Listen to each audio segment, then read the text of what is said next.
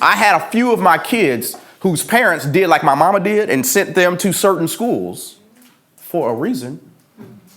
And when COVID hit and everything shut down, they switched overnight to e-learning. Like overnight. Because the kids already had Chromebooks. They already had iPads. They was already using laptops. They switched overnight.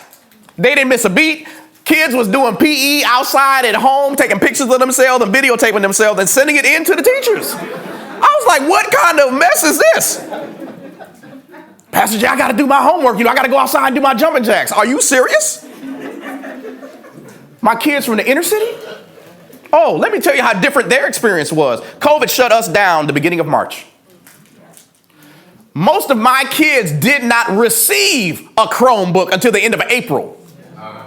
Receive one.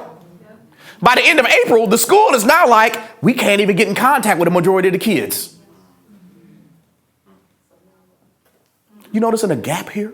My kids who did not get Chromebooks for no fault of their own, didn't finish whatever year of schooling they were in. If you was in the 6th grade, here's how they rectified the situation. If you had a D or above, they just passed you forward.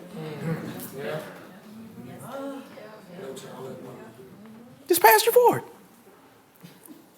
Now, for the kids that continue e-learning, that actually learned everything they were supposed to know in the 5th grade and went to 6th grade, can you see how this gap just widened even more? Yeah.